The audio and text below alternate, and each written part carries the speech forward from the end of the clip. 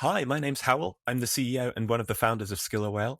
We recently embarked on a project to clearly articulate our category. I'm going to tell you how we did that and how you can do the same thing. The reason this matters is that categories are the boxes in our head that we fill when we make decisions. We think about the category first and then decide what to buy.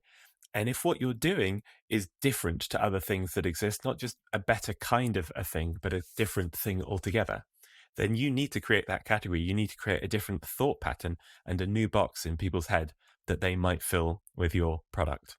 We actually tried this once before. We tried to express how we were different from the competition using this idea of deep coaching, and it didn't really work for us. I think that's because we were using a term that felt like a brand, and a category needs to be something that anyone can claim, not just one company's brand.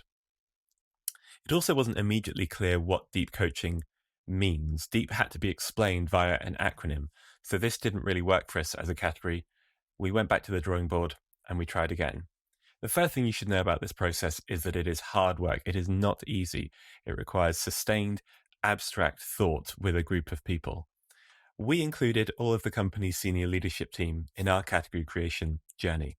We took 3 or 4 days out of the office and we had a lot of very intense conversations back and forth to really get to the bottom of it.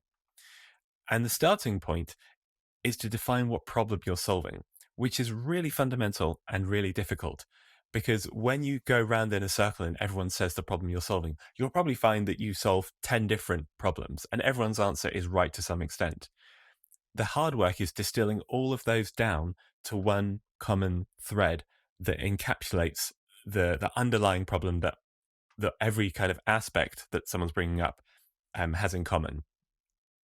Once you've done that, you can name your category. Naming things is really hard as well, but fundamentally, your name should be a response to the problem as you've described it. So, however that problem is phrased, the name should really talk about the solution to that problem in as few words as possible.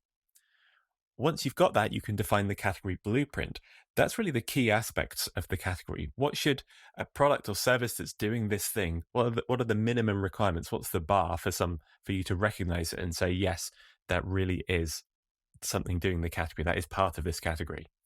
If you're creating a category, you should definitely expect other companies to come along following you that are trying to do the same thing. In fact, if anything, that's both flattering and validating that what you're doing is genuinely a different thing. The category blueprint really then defines the minimum requirements for those competitors to come along later and be able to claim, yes, we're part of the same category. Once you've done all of that hard work, the next thing is to pull that together into the point of view. And the point of view talks about the problem as you've identified it. It talks about the consequences of that for the people involved. It talks about your category name and the blueprint. What does it take to solve that problem for people? And then it talks about the consequences for the people now that the solution exists. So here's the outcome of that process for us. Let me tell you about our category. At the core of it, the problem we solve is that organizations are constrained in what they can achieve by the skills of the people they already have. Left to their own devices, those skills develop slowly and inconsistently. And that's particularly painful in technology teams, where there are always new opportunities, new technologies, new tools that you could be using to go better, to do faster work, to produce a better result for your customers.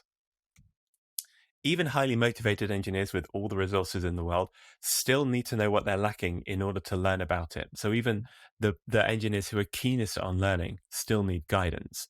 And if your technical strategy relies on having highly skilled people, you just can't leave that kind of thing to chance. So instead, if leaders see a skill need, they will automatically turn to hiring almost without questioning it. We don't rely on our teams to learn in order to meet strategic needs. And that's really because existing learning isn't optimized for helping with those top-down strategies. The other thing that people will turn to is they'll ask their team to work together in pairs to encourage sharing of ideas. I think that time is valuable. It helps produce better code, but learning is going to be a secondary outcome of that at best. Most people just aren't good teachers. Most people can't diagnose skill gaps, and most people won't be aligning their learning to your strategy. So this ends up being a very time-consuming way to get learning and probably isn't very effective. So what you need instead, the solution to this problem, is live team coaching. That means coaching that's targeted to individual skill gaps for a team level strategic outcome. No time should be wasted on skills that people already have or don't need for their work. Every hour should be useful and relevant. It means coaching with a rapid individual feedback loop from a live expert. Their presence means people can have questions answered so learners gain deep understanding rather than just a superficial awareness of a new topic, and gain new capabilities through solving problems and getting feedback from the expert in real time. And finally, it means coaching that happens in small time units during working hours, continuously at a regular cadence, which optimizes for learning retention and it minimizes the hit to productivity. With a more able team, organizations succeed more, and that becomes visible in their internal metrics and it's demonstrated by their business outcomes. We know that companies get more productive with live team coaching. We've had customers increase their velocity by a factor of 4, and they find the same results as hiring new people, but at 1/6 of the cost. This is the future of professional learning, but it's also the future of how organizations will think about molding their workforce capabilities to achieve their strategic goals. So, if you're on the category creation journey, I hope this has been useful to you. I'm going to follow this video up with another one about how we've mobilized the category. So please feel free to get in touch if you'd like more information about what we did.